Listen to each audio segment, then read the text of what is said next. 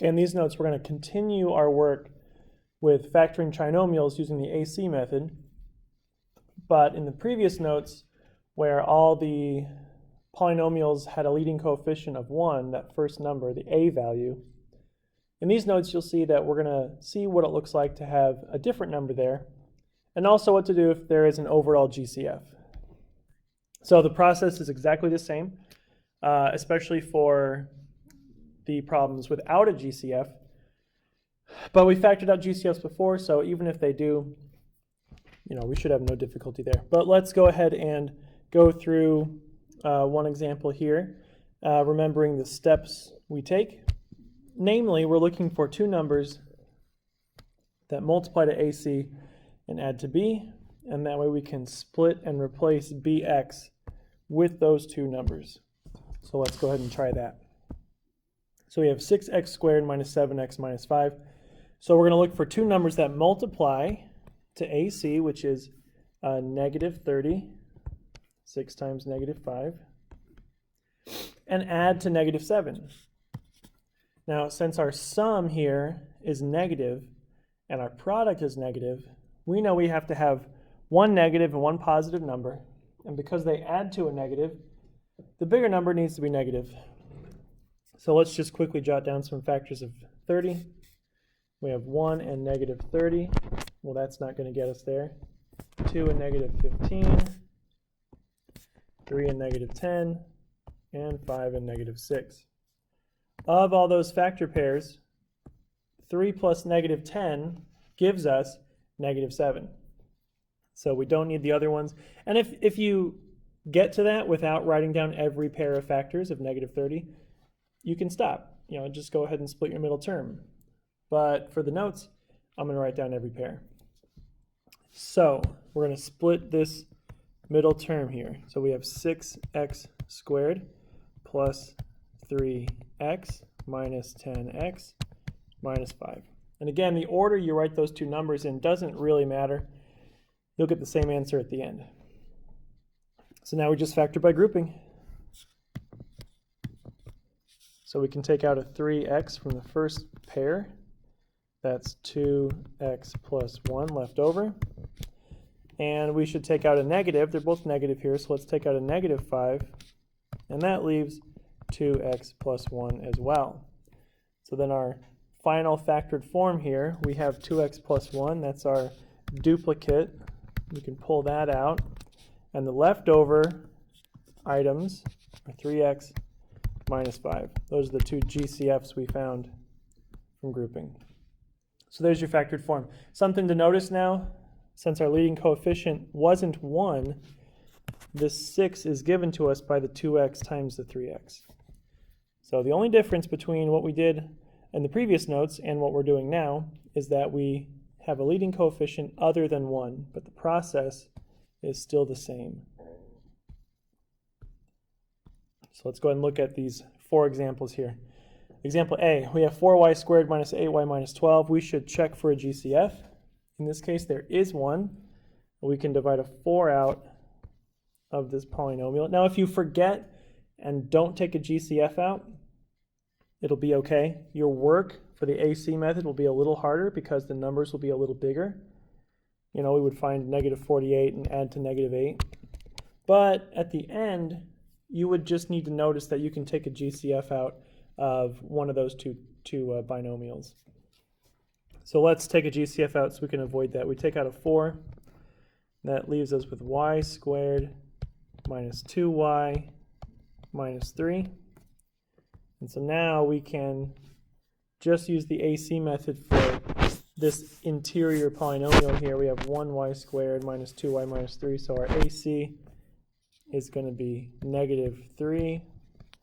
We're adding to negative 2. Well, that's got to be negative 3 and positive 1. So let's split that middle term. We got y squared minus 3y plus 1y minus 3. Now we can factor by grouping. Take out a y minus 3 remaining. Nothing to take out here, so we just need to take out a 1. That's y minus 3. And now we can write our final answer. So they both have y minus 3, that's good. We're left with y plus 1, that's our other binomial. And don't forget about the 4. We need that in the answer as well.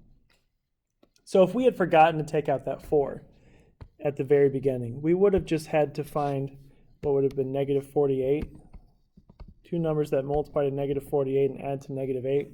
We would have gone through that whole process, and essentially what would have happened is one of these two binomials would have been something like 4y minus 12 times y plus 1, where you can notice we can take a 4 out of one of these. So if you forget the GCF at the beginning, just make sure you take a closer look at your answer. Make sure that both of your binomials here don't have a GCF to take out. Let's look at example B. Once again, I believe we do have a GCF here. We can take a 2k out, and that leaves k squared minus 29k plus 100. Okay, so again, once we took that GCF out, we nicely have a leading coefficient of 1. Won't always be the case, but here it is. So two numbers that multiply to 100 and add to negative 29. So since our product is positive but our sum is negative, both of our numbers need to be negative. So negative 1, negative 100, that's not going to work. 2 and 50, not yet. 4 and 25, there we go. That'll do it. Those two numbers add to negative 29. So we'll split that term there. We got k squared minus 4k minus 25k plus 100. And now we can factor by grouping. K times k minus 4. And then we should take out a negative here, both because the first term is negative and because we want it to match k minus 4. So we'll take out a negative 25, and that will give us the k minus 4 we are looking for. So for our answer, first is k minus 4, and then we have the k minus 25. And don't forget about the 2k from the beginning.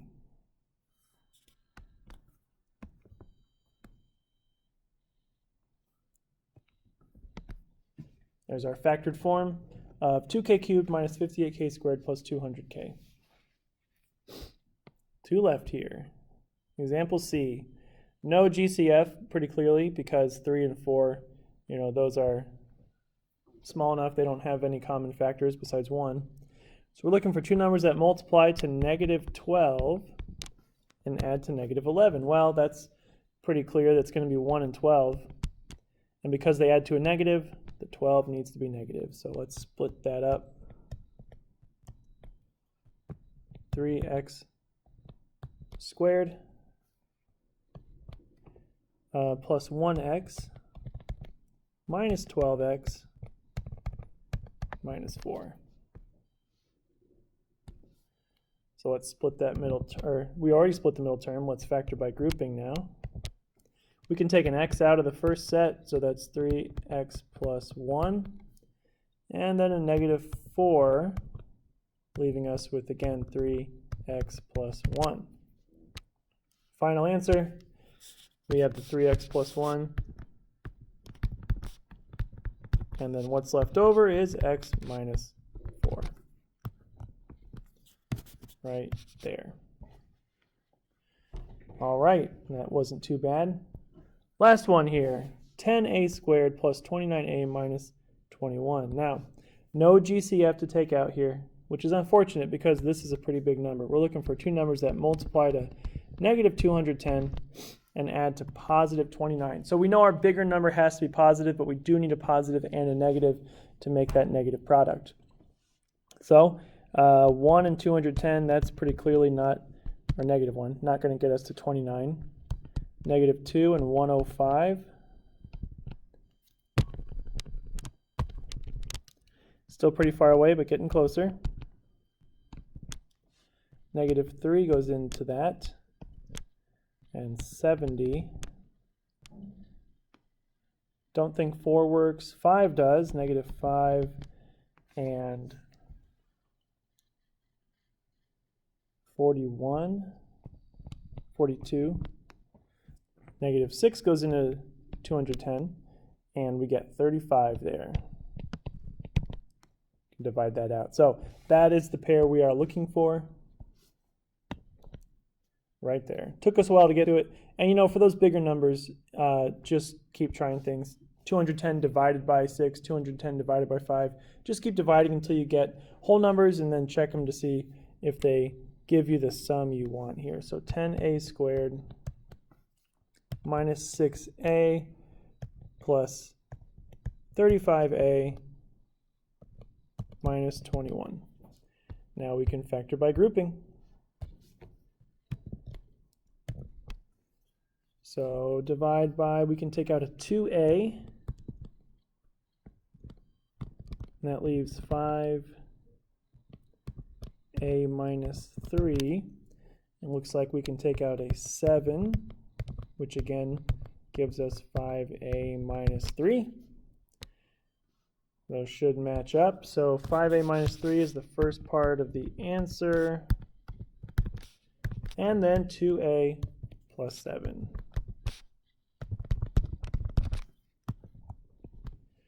So essentially the same work as the previous notes. Just watch out for a GCF if possible. Divide that out. Always a good idea to check. It will make the factoring easier as well as just being correct. And then for leading coefficients other than 1, same process as we learned before, just your numbers will be slightly larger, potentially.